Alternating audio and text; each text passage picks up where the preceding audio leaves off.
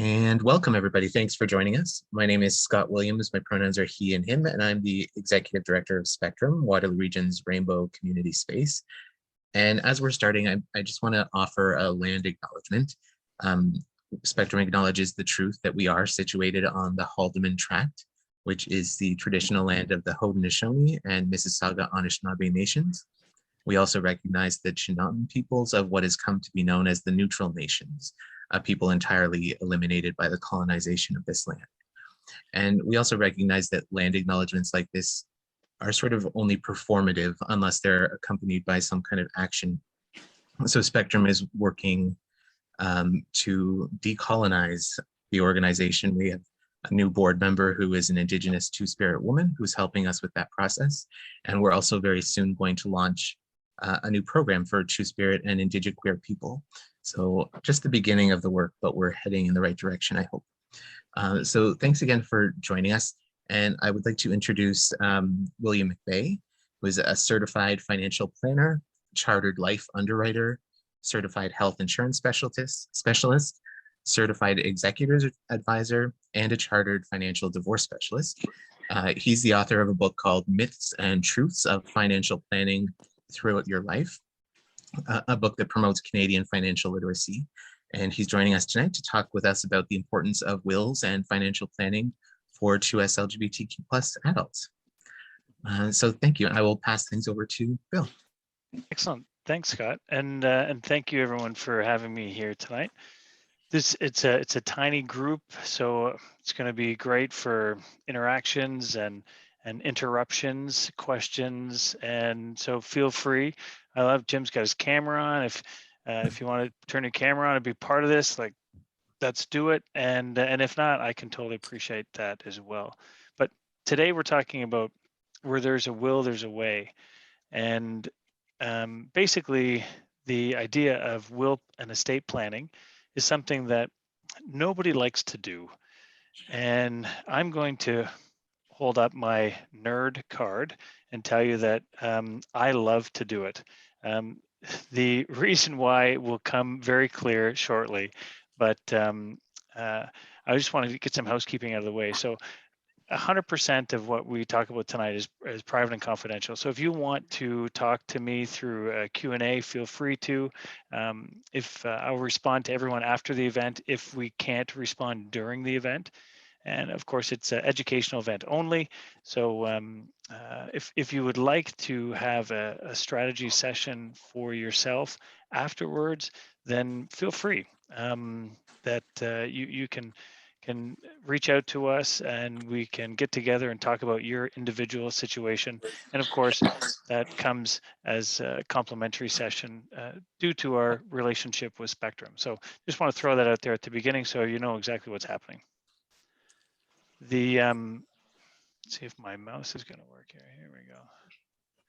So why are we all here? There's a bunch of reasons why we're here, but these two people you may know, Kevin and Joe, and they really started the whole process of same-sex marriages in Ontario, which carved the way to same-sex marriages in Canada, and they've become the reason for the season globally and known globally as I'm probably preaching to the choir when it comes to this. But the one thing that I can tell you that they did is they gave you the same problems that everybody else has now. But you now have the same challenges with estate planning that everyone else has, which is not a bad thing. It just is only a bad thing if you don't realize it and take advantage of some of the opportunities that come to a spouse that you can use to save taxes, which if I can give you a reason why we estate plan is so that the government doesn't get anything. If that's the only thing that you take from this is you want to not pay the government anything, this is what we're talking today, right? So this is the reason why we estate plan. So I'll tell you a story about my why. So that's me when I had hair, and my dad back in the, well, probably based on my age, late 70s, and based on the couch and the curtain. And so my father died very, very young. And when I got into this business, I was told to look after the people that are the most important to you. So, I was recruited by a life insurance company, Mutual Life, way back in the day. And I knocked on the door of my parents and I said, hey, how about I do a plan for you? And so I brought in some people that are smarter than me, and I did a full estate plan for them. And my mom and dad were my very first clients. And so that was great. You hope your parents are going to help you out in life. And so they did. They thought they were helping me out. Later on, and unfortunately not too much later on, 18 months later, my father was also my very first death claim. So very early on in my career, I saw what good estate planning can do. And I'm using this example to show life insurance. And for them, that's what it was, because he's no longer with us. But at the end of the day, it's really about whatever you want to accomplish. And I remember sitting with my mom shortly after my dad passed away and going page by page through the plan that we had put together with a checkbook with a large sum of money in it from the insurance proceeds. And I said, Mom, we said we were going to do this. And she said, yes. So we wrote a check. We said we were going to do this. Yes. So we wrote a check. And so the ability to do a proper plan and then see it through was really why I'm still here. Because I'll tell you, if 18 months into my now 25-year career, the insurance company said what a lot of people think insurance companies say, which is, well, you didn't dot all the I's and those T's are not crossed, I would probably be doing something else. And so I knew at that point that investing in yourself via planning and working with a good financial planner will just resonate. And well, for my family, it changed the outcome and the future of how our family has continued for 23 years since then. So we're going to discuss today wills, powers of attorney, executors, and all those wonderful things that create tax issues, survivor needs, short and long-term planning. So there's a lot we're going to jam into tonight. But I'm going to start with this. And so this is why I'm so excited to have everyone here tonight, because estate planning, death and dying, if we can, is not really sexy. So people are not really excited to talk about death and dying like nerd guy Bill is, because there's little personal benefit. We also have this difficulty acknowledging that we will die. I mean, we talk about the 25-year-old kid with a brand new car, or even the 16-year-old kid, even worse, with a new car and racing up and down. Same thing. We still don't think we're ever going to die until, well, we die. And the other thing is, I hear it all the time, say, Bill, I don't have any money. I don't have anything. And I said, well, you are going to have something when you die, because if you're working, you may have life insurance through your employer. If you have a mortgage, you may have mortgage insurance. And if you have a mortgage and you don't have mortgage insurance, you now are like the old Papa was a Rolling Stone song, and all he left us was a lone song. So there are liabilities that show up if you don't plan or if you do plan. And I'd rather plan and understand what they are. So it's never too late, but it does get more expensive as time goes on, depending on what your problems or what your challenges are. So we're going to start. I want to keep this as fun as possible, but why everyone should have a will. And so here we go.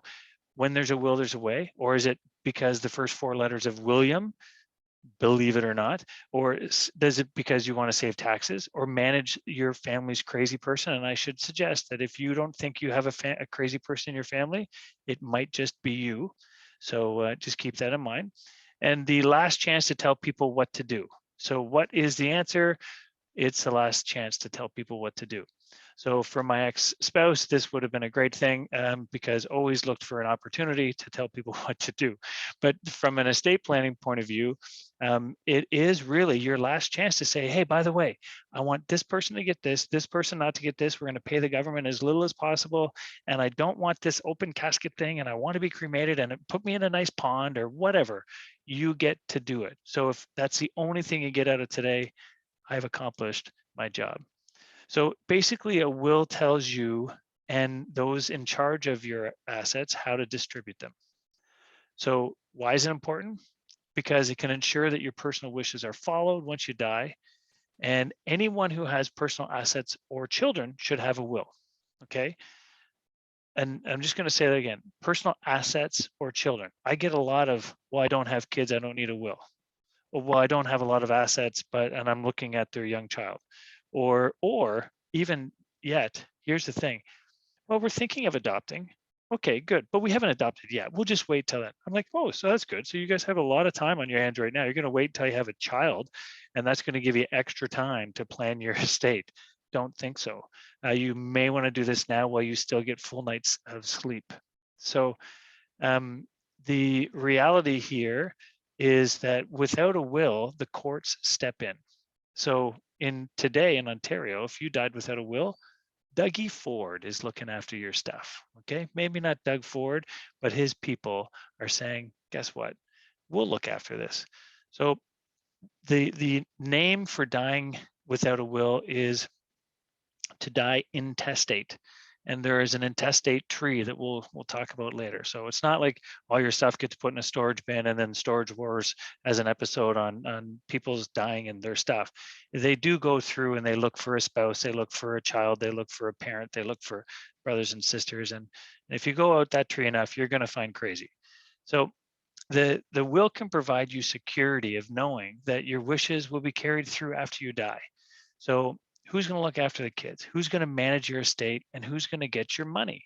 A lot of times we don't understand that there's a lot of money that shows up when people die. I'm going to tell you some stories tonight that will hopefully accomplish my goal, is to make sure that nobody on this call is ever an executor for anyone in their family. Okay, I just put that out there. My goal is to make sure that you do not have to have the role of executor, and you'll find out why. So you see this little refrigerator up here. Once you do all this will, and by the time I'm done here, if you don't have a will, hopefully you'll leave and at least start down the path to get one. But then you go, now what do I do with it? Well, I'd say put it in your freezer, put it in a Ziploc bag and stick it in your freezer and keep it there. Because first of all, if your house burns down, it's going to be the last thing that burns. And if somebody breaks into your house, the only people that are going to go into your freezer to look for a will are people that have been to my sessions. And so I'll give you the list and we'll hunt them down and it'll all be good. But I've had situations where two people perish in a house fire and every document they had was burnt. And that was when I found out there's over 165 life insurance companies in Canada. Most people only think of, well, there's Equitable in Canada and Sun Life and Manulife. Well, no, there's Canadian Tire has a life insurance company. You know, every Visa card, every MasterCard has an insurance arm to them. So they had to send out 168 letters to every insurance company in Canada to say, did my parents have an accidental death insurance policy? The cost for the legal letters alone was hoping that they at least got one hit, right? Because you know how much a staple is in a lawyer's office. It's not cheap. So, 168 letters, that's you're taking a big risk there. So do your will is only step one. Keep it in a safe place is step two. Once you have your will, what do you do with it after a while? So there are certain things that change a will and certain things that do not. So if the change is minor, so for example, give you an example of a minor change, your executor got married and took their partner's last name. That's a minor change. So in fact, that's such a minor change that you may not even need a codicil because they can follow that breadcrumb right back. But if the change is major, so one of your beneficiaries is deceased, or your executor is deceased and your backup executor said to you, there's no way I'm doing this because I was at Bill's session and I don't want to do it, then you need a brand new will, okay? So what a lot of people don't realize is divorce does not void your will. So if you're actually, if you get divorced and you were so focused on getting divorced that you didn't update your estate plans, well, guess what? If you die because someone stressed you out too much, they're going to get all your money unless you change your will. And the nice thing is, marriages used to void a will. This was a big issue. People would say, well, I just got married. No, I have a will. I've had one for years because, I'm a responsible person. And I said, yeah, well, you got married though. And the will did not say this will was in contemplation of this marriage.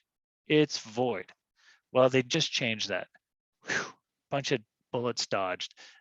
So now you can get married freely without having to update your will. But definitely you want to be, those are 4 examples of times in your life where you should review the will. Take a look, blow the dust off it, and look at what does this do for my wishes. I don't know if you can hear, but my Aussie Doodle decided that now is the time to get the zoomies right at my feet. So just for the record. Um, so you have your will. It's all good. You went to a lawyer, maybe you talked to a legal person, a friend, you hand wrote one. We'll talk about all those types of wills later. When do you review it? Every 3 to 5 years. Doesn't mean you have to update it. Just take a look at it every 3 to 5 years. So here's why I want you to understand my goal is for you never to be an executor. So an executor is a person that executes the instructions inside your will. So you say, I want this and this to do this, they do it. But what comes with them, being an executor is a huge responsibility. And so you shouldn't choose your executor based on how you choose maybe your best man, maid of honor, or your best bud. Because a lot of times I do that. I'll look at clients' wills and I said, so you have written here that Steve is your beneficiary or your executor. Does Steve know? Oh no, we don't talk business. But he's a really good friend. You should see him when we play tennis. He's so good. I'm like, that doesn't mean anything. Because if I'm the one that has to tell him that he just lost his best friend, is he going to be ready to step up and be the executor that takes on all this responsibility, has good business sense? Probably not, because what happens is, think about this. If you're the executor, you just lost someone that loved you enough and trusted you enough to make you their executor. Are you going to be like, hold my beer, I got this? Or are you going to be like, I don't know what to do first? How is that going to work? So I think the idea is you're in the shoes of the problem right then and there. And how are you going to react? The other piece of this whole executor is it comes with these 3 words. And I don't care what shell game you put them under: unlimited lifetime liability. Liability that's unlimited for your lifetime doesn't matter. Crazy people can sue an executor 20 years after the estate has been settled. Okay, so let me give you an example. This is actually a case study from when I got my CEA as a Certified Executor's Advisor designation. So there's this family and they have 4 kids. One lives out west, one lives out east, one lives in Northern Ontario, and one lives in the United States of America. They had 2 parents that were very, very savvy. And they understood that if you have 4 kids, that doesn't mean you should have 4 executors, which is a lot of times the problem I see. It's like, well, I have 4 kids, so they're going to do it equally. I said, did they ever share their room together nicely or their toys? But you think now when mom and dad is dead is a time for them to hang out and be executors? No, it's not. Anyway, this couple decided that they were going to get Uncle Joe to be their executor because he was a former accountant and retired. So he's smart, and he was an executor for a lot of people. So what happened is mom passed away and then dad passed away, and then Joe comes in. He's on the phone with these 4 kids, says, here's the deal. I'm going to go through the home. I'm going to identify and write down every asset that's in here. I'm going to send you the spreadsheet. I want you guys to just tick off what you would like. Whatever you want will be valued, and then it'll be deducted from when we sell everything from your check. Everyone okay with that? They're like, okay. Sent the spreadsheet. Everyone says, nope, nope, nope, nope. Nobody did anything. Brings in an auctioneer, brings in a realtor, sells off everything. So settles the estate. Everybody gets their 1/25th of the estate. So about 6 years later, they're up north at the one child's home and they're strumming the guitar around the campfire, just remembering the good old days. And the one kid says, hey, have you guys ever heard of this show called The Antique Roadshow? And they're like, yeah, it's pretty cool. I just started watching it. They go, yeah, the other day there was this Tiffany lamp. Do you remember the one that mom had? Yeah. Well, they got $20,000 for this Tiffany lamp. Can you believe that? And they said, I wonder what Uncle Joe got for it. So they go back to Uncle Joe, and because he's a great executor, they said, Uncle Joe, what did you remember the Tiffany lamp? And he pulls up his Excel spreadsheet that he still had 6 years later. And he says, yeah, actually it's identified right here. We got $18 for it in the auction. And they sued Uncle Joe for $20,000 and won. And Uncle Joe had to pull 20 grand out of his own pocket and pay each one of those little snot-nosed kids 5 grand a piece. And that was 6 years later. If it was 16 years later, the same thing would have happened. So being an executor is not great. Now, I will say this is a little caveat. If you're not dealing with crazy people, but you don't really know if you're dealing with crazy people until they're crazy. But if you have a good idea that you're not dealing with crazy people, be an executor, right? But if there is some risk there, some risk for sure. So what percent of adult Canadians with living parents have met their parents to discuss their funeral plans? Any idea? I won't ask you. You don't have to put yourself out there, but 43%. So 4.3 out of every 10 kids says, hey, mom, dad, have you planned your funeral? Hey, mom, dad, do you want to be buried? Do you want to be cremated? Do you want to be in the backyard? Do you want to be, what do you want to do? 4.3 out of 10. Okay. I actually thought it would be a lot less than that. So I'm pleasantly surprised that it's at least 4. But we need to have these conversations, and estate planning is not just about, you and your advisor saying, I want. It's you and your advisor saying, what should I do? I would like this. And then how do we share it with the people that I love and that we've listed in this document? So we need to find out where everything is. Who's my parents' financial advisor? Who's the lawyer? Who's the accountant? Who's the executor? Where is the will? Where do they bank? So when my father passed away, I got the phone call at 3:00 in the morning, and the one you never want to get. And I'm driving to the hospital, and I'm thinking, I don't even know what to expect. All I knew is he had a heart attack. We get there, and within 8 hours, I'm standing in a room full of caskets saying, do you think he would like that one? Or do you think he would like that one? And this was a Tuesday. This was just a regular Tuesday. And my mom had not talked with him about it. Nobody had talked about it. Thank God my mom, obviously they were together and they understood where the lawyer was and who the accountant was. So it wasn't, it wasn't starting from scratch. But they'd never talked about death and dying. He was 59. So even at 59, I'm thinking you probably want to have these discussions. Ask my kids, they're 25 and 23. They've already had the discussions because I'm on them like this. But you want to have these discussions. And so we need to open up the lines of communication. So that's wills. Are we having fun yet? Because death and dying, like I said, kind of a nerd. And there's so much more we could get into here. And my goal here is to just shake you a little bit to say, hey, there's a world out there. You should invest in your own estate planning, and then do some plans yourself. But when it comes to estate plan, there's actually 3 documents, and one is the will that we've talked about, but the other one is this property, power of attorney for property and power of attorney for personal care. And a power of attorney is basically a document that clones you. So it says, you make the decisions, I can't. So one of the most famous powers of attorney situations is the president and the vice president. So I even forget now which president it was, because honestly, I don't really care. But there was a president that I believe it was Bush that had to get his hip done or something. And then so Gore stepped up and he was president while Bush was under the influence of he was put under. And if you like the movie, what's the one where Air Force One, and they can't find the president, so the VP is now looking after stuff. That's basically the same type of power that this power of attorney gives those who you give this power to.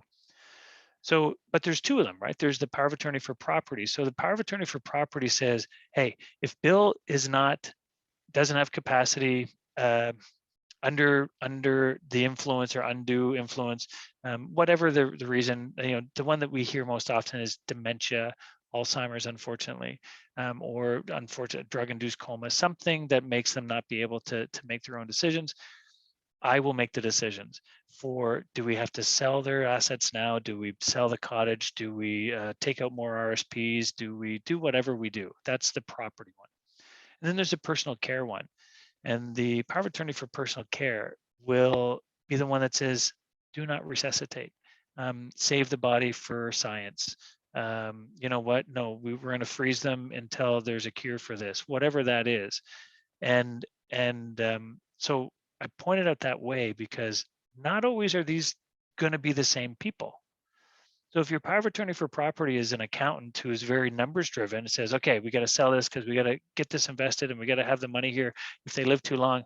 And then the personal care is the same person, and they say, well, should we keep him alive? And they go, every day the guy's alive, he's costing the estate $1,000. And so they go, yeah, pull the plug, right? Hopefully you don't have that level of crazy in your family, but I'm just suggesting you may want to have two different people or two people that have to work together. And the other thing too is with the personal. Oh, you got a question, Jim? Yeah, I think I'm unmuted. My question here is, should we have backups to these two different individuals? Yes, most definitely. Okay. We call it the level of if. When you go through and you deal with a planner and ultimately your lawyer to create these documents, the level of if that you'll have to plan for is, well, quite honestly, it's ridiculous. You're going to have to, well, what if they don't want to? And what if that person is no longer there? And what if this person? So, which is good. It's just sometimes you're like, oh, okay, so basically I'm planning for the apocalypse. But really you want to make sure the document is only as good as the level of ifs that you have drilled down to. Thank you. You're welcome. So here's some things that you should know, because I just hopefully made you go, wow, the power of attorney is a really important person. It's actually more important than the executor. And I just want to take a moment to point something out. I've been telling you all along, don't be an executor, don't be an executor, because the executor is the one that actually carries the unlimited lifetime liability. So if you have an executor that's different than your power of attorney, that can create a little bit of a problem, because a power of attorney does not have the same unlimited lifetime liability as the executor does. So you may want to have the executor and the power of attorney work together or be the same person for that property piece, and then have the caring. So you have your favorite aunt, and she's like, oh, she always made me cookies, and I remember when we go there and she'd give me, like desserts and candies and stuff. That's your power of attorney for medical, for personal care. And then, oh yeah, Uncle Joe, he always had his act together, so he's going to be my executor and my power of attorney for property, so that they can do things that will not create a problem for them as the role of executor. But this is pretty important slide, because it talks about what a power of attorney can do and can't do, and how it can create issues that didn't otherwise exist. That line right there is, an estate plan should protect against and solve for problems that wouldn't otherwise exist. For example, if a power of attorney said,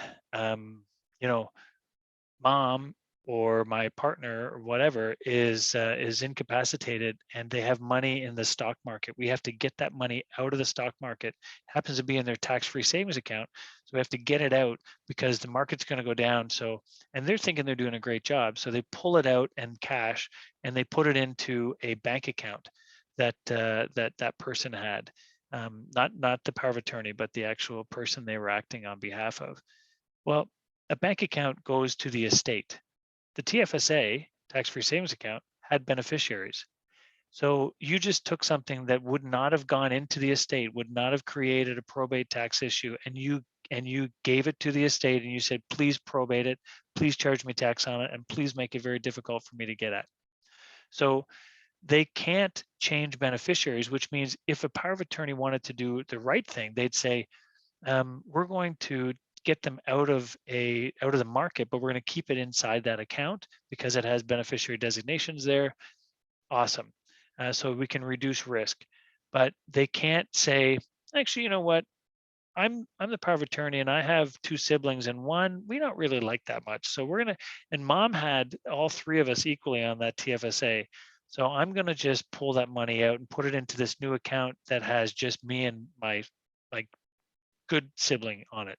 They can't do that. So, but if they try, this is the problem. It will default to the estate. Jim. Yeah, I'm having a bit of trouble understanding what actually is in the estate. It does, you say it doesn't include saving accounts, but includes TIFSs. Would it include GICs and things like that? Actually, so that was the exact, so the estate, if an estate plan is done properly, includes Okay, absolutely nothing. So the estate only includes things if we didn't plan for it. got it, got it. Okay. Yep. So tax-free savings account, beneficiary. Now GIC, here's something I'm gonna talk about it later on.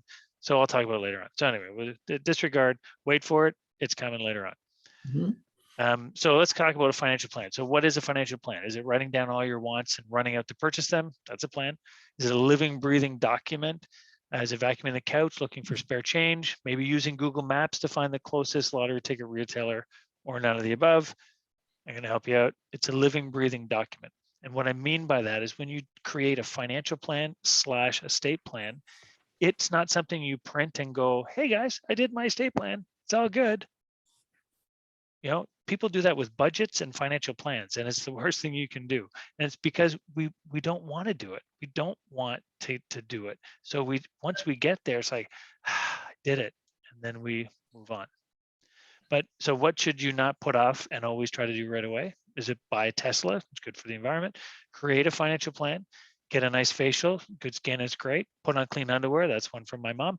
Or should you do all the above? I'm going to suggest create a financial plan, and the rest is really up to you. You can order them however you'd like. But it really is important to take the first step. It doesn't have to be this, really tough, boring, sad, emotional activity. It can be. It actually gives you power, and that's what we want from a good financial plan.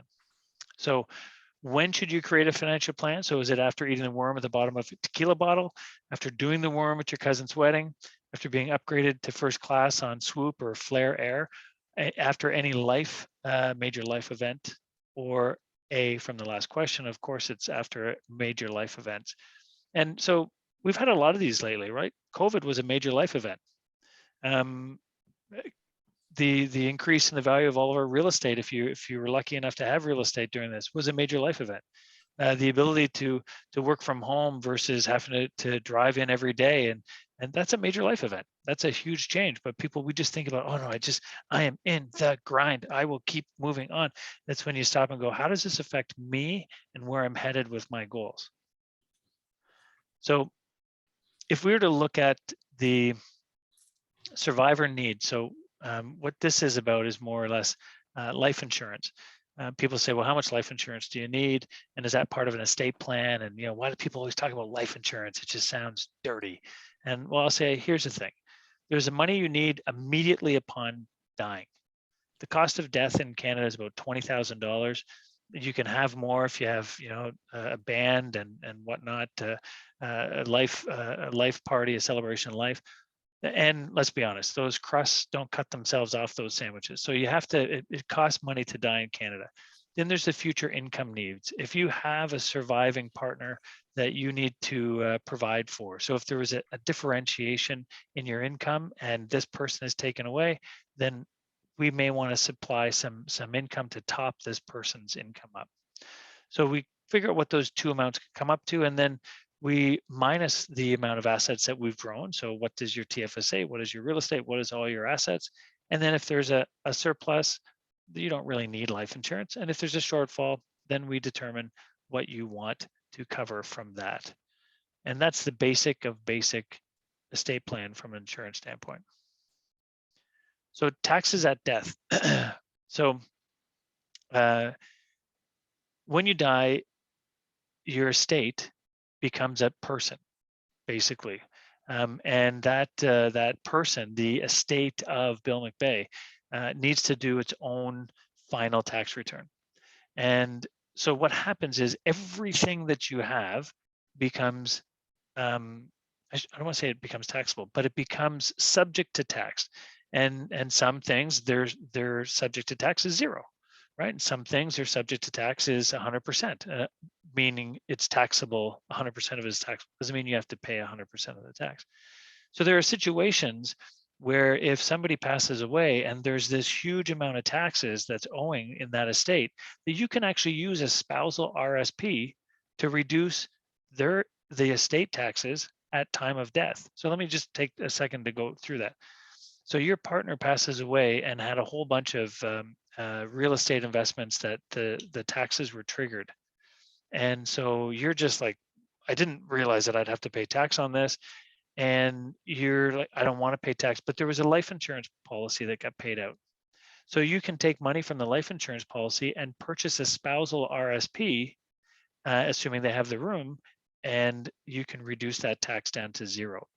So if you don't exercise that before the final tax return is done, or during the time of RSP season, or depending on when the time of death is, you lose out on that. So sometimes, even if you don't plan in advance, you should be talking to somebody that understands this when you're exposed to a death and in that situation. So we talked about the funeral expenses, legal executor fees. So here's one little thing about if you don't get out of the duty of being an executor, you may want to take a fee. So here's what happens. People say, oh no, it's my friend, it's my brother, it's my cousin, it's my parent, it's my partner. I'm not going to be an executor. I'm the beneficiary of some of this anyway, so I'm just gonna, I'm not gonna charge the estate. Well, the CRA has been saying, well, we see that as the general avoidance of tax because an executor fee is taxable, whereas a beneficiary receives their money tax-free. So I suggest that everybody who is an executor at least take a nominal amount, take a couple $1,000s as an executor fee. You're entitled to up to 7% of the assets, but at least take a little bit so that the government says, okay, you're not trying to screw us totally. You're at least paying tax on some of it, and then you're going to get the rest as a beneficiary. So that's something that even though you wouldn't want to, you're going to, because otherwise it would expose you to an audit. So there's probate fees. And for example, I believe, I'm going to make this statement right now, you guys can write it down if you want, you can hold it against me forever and ever, but I believe no one should die if they have the opportunity. So of course there's accents, but no one should die owning bricks and mortar real estate unless they have a watertight plan. So in other words, if you've got grandma, grandpa, your parents, whoever that still live in their home and they're like, I'm going to live in my home and you drag me out and that's why I have a ramp in the front or whatever their story is, say that's great. But why don't we sell the house now to someone in your family, somebody else, and you take the money and then you can stay there as long as you want. Because then that money is not going to form part of your estate and will not be charged probate.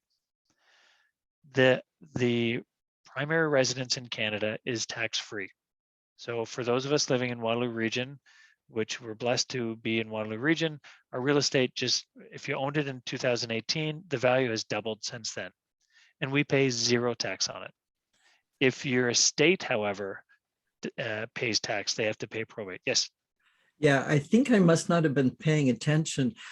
When you said it's a good thing to sell a house or something like that before you die, I didn't quite understand the mechanics. You sell the house and then give it to somebody. Is that what happens? I didn't get that. Yeah, so I'll give you an example. My neighbor, I've got a wonderful neighbor. He's doesn't want to leave his home, that has no family that he has to worry about, but he'd like to get out of his house, but he also wants to live his life, and he needs to buy some things for his property. So I ended up buying his property for him. He stays there as long as he wants. He has all the money and pays me a nominal amount of rent, and so he will never have to pay any probate on any of his assets because he doesn't own any assets other than his investments. And his investments, he's gifted them to his niece and nephew that he wants it to go to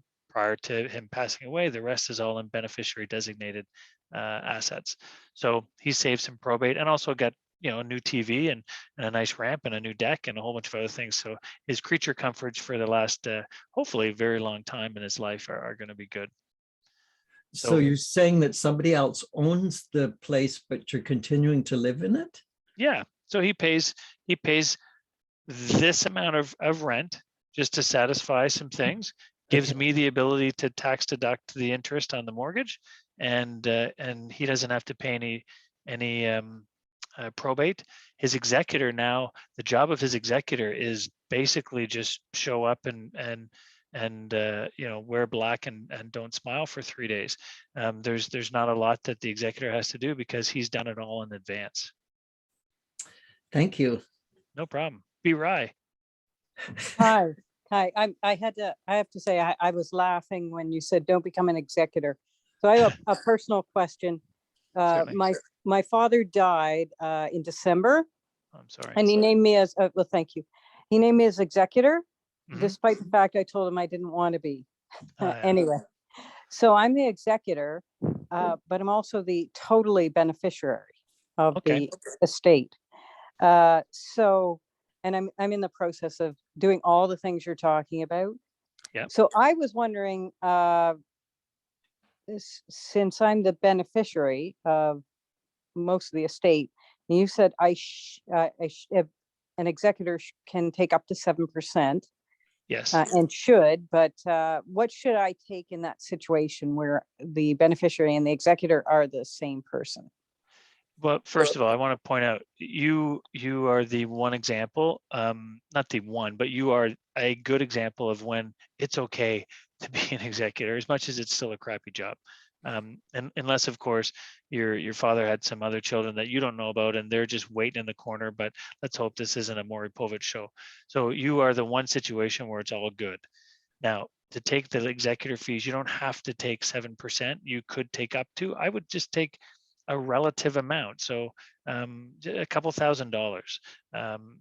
If your beneficiary, if you're going to inherit, say 500,000, take $5,000 in tax. It's just as long as they check the box. We live in an audit-based world with CRA. So as long as they see the box checked of, yes, we're getting taxed on this amount of money, thank you very much. And to be honest with you, if you went to a local executive or a state lawyer in town, they may actually say, you know what, it's not that Bill's right or wrong, but you're the only beneficiary. You're probably not going to be a problem. I'm like, yeah, you're probably not going to be a problem, but it's $5,000. So it's up to you. So to answer your question, $2,000 to $5,000 on a $200,000 to $500,000 estate, and if it's much less than that, then don't even worry about it. Thank you. You're welcome. You're welcome. The when you have all these final assets to or expenses, I should say, to pay when you're paying down as in the role of the executor, we can take from cash assets, checking, savings, money market. And this is the part that I said, wait for it, I'm going to bring it up later. So GICs, you can see that there, and then AAs. Most people know what a GIC is because we throw that acronym around all the time. Going to the bank, going to give me a GIC, and then the CSB, the Canada Savings Bonds. People hear about that all the time. Yeah, I guess a savings bond. It's that middle one that people don't really understand. And I'm going to make another statement here, and you can write it down and hold it against me forever and ever, because it is 100% true. If I could get into every single retirement home with those who have capacity and sold their homes to get into a retirement home and share with them this one thing, the government would probably, I'd go missing, right? Because the government would be like, why is he telling everybody this? So what happens is somebody sells their home, like I just said, and they take it to the bank and they invest in a GIC. Well, GIC, you cannot have a beneficiary on a GIC. When you die, it goes to the estate. Then you need to go and probate the will, and that triggers probate tax. It takes time, and there's legal fees. If you took the exact same amount of money and you invested into an accumulation annuity, which for all intents and purposes is a GIC that is sold by a life insurance company. Same thing, 5-year GIC, 5-year AA, 2-year GIC, 2-year AA, same thing. The difference is GICs fall under the Bank Act, and that legislation says no beneficiaries. The accumulation annuity falls under the Insurance Act, which means you get to put named beneficiaries. So you could actually sell your home in Waterloo Region, invest $1 million into an AA, list 10 different beneficiaries, equally, this one for 2%, this one for 10, this one for 25, whatever. And upon your death, 10 checks would be sent to all your thing, and there would be nothing in your estate. And if you did the same thing at a GIC, you'd have to, first of all, there's no beneficiaries, so the money would be cashed out when it's allowed. That's another key thing. GICs, a lot of them are, even if the person is deceased, they do not unlock until the maturity, where an AA unlocks right away. And so then you'd wait, it would go into the estate, and then the lawyers that are probated would charge probate tax, and then it would be directed by the will. So an accumulation annuity is the one thing that if I could tell all the people that have money sitting in a bank, and this is not an insurance versus the bank. This is a knowledge. This is a financial literacy piece. If anybody understood this and still went to the GIC instead of the AA, that just means they didn't really understand it. This is a financial literacy piece only. Yes, Jim. Yeah, I understand that you have to wait for the GICs to mature. Is there any downside to taking a mature GIC money and putting it into an AA? Yes, I will tell you a little story that happened a number of years ago. I had a 92-year-old client or a 92-year-old person that was referred to me, and they said, we need to help this woman out. She's blind, and she is she's losing her hearing, and she's wealthy, and she's got all this money at all these different banks, and so I get involved. I do a plan for her, and she had, 200,000 at this bank and 200,000 here and 200,000 here. She's spread out at all these different banks and GICs, and the banks were loving her because they would just call her and they would yell through the phone because she was losing her hearing, and she would grunt or say yes or whatever, not completely understanding what the issue was, and they would reinvest it for 5 years. She's 92 years of age. Mm-hmm. Luckily, I was able to get in, and through the use of Dragon and voice dictation and everything else, we could have conversations through my iPad, and we figured it all out. We were able to sell her GICs on the open market. So a lot of, if you're in a situation, I don't know why that happened. If you're in a situation where you have a GIC, you can actually sell it, and it'll cost a little bit of money. But the banks, most people at the banks don't even know this. So they just say, oh, I'm really sorry. Yeah, no, it's locked in for 5 more years. And the executor that doesn't understand what's going on says, I guess I got to do 5 more tax returns for this estate before I can do anything. So it's just a total drag. But anyway, we were able to sell everything, put it into her AA, one large AA with 13 beneficiaries all overseas, and she had 0 estate tax and probate tax for that person. And unfortunately, we lost her, but fortunately, we lost her 6 months after everything had been completed. So, yep. How do you actually purchase an accumulated annuity? You would talk to somebody. I mean, we provide them, anybody that is associated with an insurance company, basically any financial planner that isn't with a bank. And I even hate saying it like that because people go, oh, you just hate the banks, don't you? I said, no, I don't hate the banks. It's just they can do one thing and we can do different things, and we play well together. But with this this slide here, funding the long-term needs, a lot of times we've got the pension plans, and so if somebody passes away, the government will pay a survivor's CPP or Canada Pension Plan. If there's somebody passes away, the survivor may still have a job, right? So they'll continue, and that's how we'll fund that. But I just want to point this out quickly. Everyone's always worried about the cottage. They're like, oh, the cottage is such a drag. Like, we're going to lose the cottage because mom didn't buy life insurance, or, I don't have any money. And well, the average cottage costs about 400,000. And so they put in 50,000 renovation, say the adjusted cost base. So that's how you figure out how much there's going to be tax, is 450,000. They sold it at time of death at 800,000. So they have to pay tax of 80,500 plus 11,000 in probate to get the cottage. So it's not that big. So an $800,000 cottage with these numbers is really going to cost, those who inherit it $91,750. So again, a lot of people just go, we're never going to be able to get the cottage, and I'm going to have to sell it, and this is a family. No, you just have to talk to somebody and figure it out and plan. So here's some tips and hints. We're getting close. I know we've been over time, but hopefully it's been worth your while. The use of accumulation annuities versus guaranteed interest certificates, that is number one takeaway, hopefully, for tonight. The other thing that we didn't really talk about, but I want to say, is try and keep small amounts of money in your personal bank accounts. Like, when I see some of my elderly clients that still have bank books up until recently, and they're going, how much money should I take out of this? And I look at it, it's like $180,000 in their savings account. And I'm like, what? Let's get that money out of there. $4,000 or less in a savings account or personal bank account. But again, what do I do with those senior clients? I say, you do what you got to do, but I don't suggest it, because I'm not in the business of telling people to be uncomfortable with their money. It's just, if it's more than 4,000, it's going to cost you money to get it out. Identify the gifts that you're waiting to give and give them to those now. One of the best powerful pieces of doing a good estate plan is when I say to somebody's grandmother or grandfather, I say, guess what?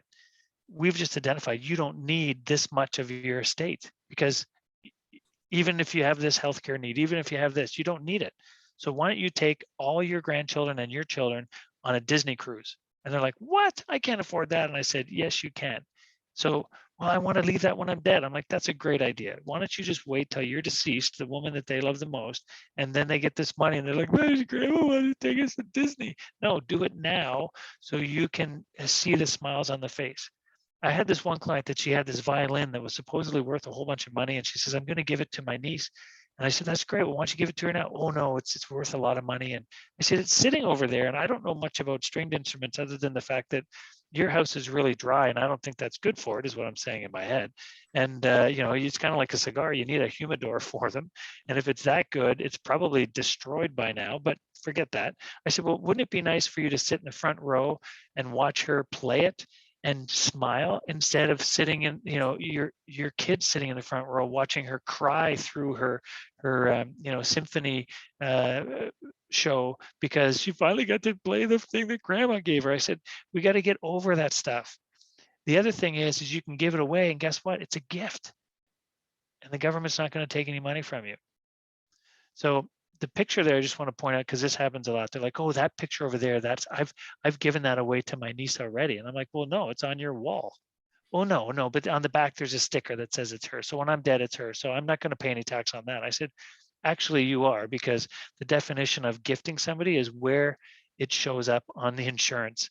So in other words, if I have a piece of artwork, which I don't have any artwork that's worth anything, but if I did, and it was on my home insurance piece, and not on my kid's home insurance rider, then it's still mine, whether it's theirs or not, right? So wherever you insure it, that's who owns it. And this is the other thing, is identify who is in your estate planning team. Don't wait for somebody to get a knock on the door, a phone call, or an email to say, hey, I'm sorry to hear about passing of your aunt, uncle, cousin, brother, partner, whatever.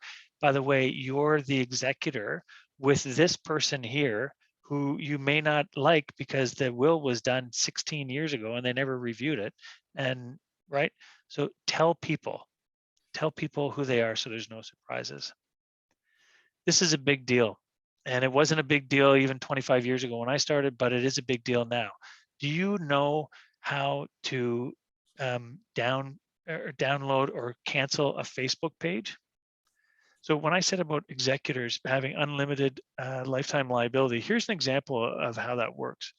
Grandpa dies, and so actually let's knock off grandma first. So grandma dies, and he's just never been the same. So but he's found this thing called Facebook, and so he's sharing these memes, and then through that something came up and said you should share pictures, and then he goes to Ancestry and he's sad, so he's going in Ancestry. Then oh my goodness, he found Kijiji, and now he's buying stuff, and he's even got a PayPal. Who knew? So he's got all these different electronic things, and all of his passwords are Martha 1. And then they ask him to change this Martha 2, and then it's Martha 3. And so when grandpa dies, all somebody has to do is go through his Facebook, because guess what else happens? Is everyone says, Grandpa, I'm sorry, we're really sad to miss Grandpa. And then what do? They tag him. So all the evil people can find out who died. And the first thing they do, probably Grandpa is not good at personal security and privacy settings. So he's got all his privacy settings open. So they go through his pictures and see, oh, I miss you, Martha. And they go, Martha 1. Oh, no, that's not it. Well, Martha 2. Well, you get 7 tries in a lot of cases before they lock you out. So if you have a PayPal account and all of a sudden somebody rips through the PayPal, guess who's on the hook? The executor. So make sure your executor not only knows that it's their job, but knows all your passwords or how to get them, right? By the way, we'll go back to slide 3, which is it's in the deep freeze in a Ziploc bag. And that's where all your stuff is. And so it's planning and it's getting it. Jim. I know I'm fixated on these accumulated annuities, but suppose I went to the person who's now my financial planner, the company, and said I want an accumulated annuity, and would they be asking me, do you want that in mutual funds? Do you want that in bonds and securities and all sorts of stuff? Or is this something that's a standard thing that you don't have to say what level of risk you want? It's a GIC, Jim. So it's basically do you want that for 5 years, 3 years at 1.2% or 2 point? It's the exact same thing as a GIC. That's all I need to know. Thank you. No problem. Wonderful. Wow. Awesome. So you got to keep these things. The other thing I want you to know is when you put in a benefit or a obituary in the newspaper and it says, we've got visitation from 2 to 4 and 7 to 9, and then there'll be this service here. Unfortunately, this actually happened to someone that I know, so it's not even just somebody that this is not fictional. Is guess what happened at 2 to 4 is they came back at 4:30 and the whole place was ransacked. All the everything of value was taken from the house, and guess whose fault that was? It was the executors, because the executor did not protect the assets of that deceased. The only good news story in that story, or good news part of that story, is the executor was the beneficiary. So it was the spouse. But think about how horrible it was going and being in this visitation where people coming in one after another and then coming home, so emotional and having everything of value stripped from your house. So, it's not just let's close down the Facebook page. Let's, who's staying at the house for the 2 to 4? Who's staying at the house for the 7 to 9? Who's going to look after things? So document everything. Go back to the story of Uncle Joe. He just had a spreadsheet 6 years later that he just pops up. Boop, it's right here. $18 we got for that Tiffany lamp. So document, document, document. Now here's one of the biggest issues that we have to deal with in Canada. Is let's say we have 2 partners and they retire and they've accumulated individually throughout their life, let's just say 300,000 each of RSPs. And so upon the first death, the surviving spouse gets to roll over those RSPs without triggering any tax. And that goes back to this first slide about Joe. This is the value of being able to trigger the spousal rollover. But upon the second death, when that money goes to the beneficiaries, it's taxed as if it were income. The government's sitting there going, bring it on. When are you guys going to die? Like, come on, I got to get my tax. And in Ontario, this is 2021, down at the very bottom left, you'll see 53.53% is what is lost for investments over or income over $220,000. So when I show this to people when we're doing financial plan, they said, oh, well, the people that make 220,000, they should pay that much. I mean, let's be honest. And I don't really argue with them. But when you see grandma and grandpa that have worked their entire life to accumulate 300,000 each of RSPs, and then upon grandma dying of a broken heart after grandpa left her all of his RSPs or whatever, 53%, 300,000 goes to the income tax people. So this is why we do it. It's a whole bunch of other reasons, and I've talked about all of them, but that's really why. So we've talked about having a will, keeping it current, you know, how important the power of attorney is, and all this implications of taxes at death. But really, you know, your next step is to make a plan, you know, plan for change throughout your life and plan to reach your goals. And I think if you just do those things from tonight, my job will be done. And I'll leave it at this for any parting gifts, any parting questions here. Just see in the chat if there's some. Oh, okay. Be right. Was that when you asked your fees? Yes, it was. That's the one you asked. Okay, sorry. Any other questions? I could I ask. will, I'll just stop the recording so that we can be have some privacy here. But thanks everyone who was watching the recording. Okay.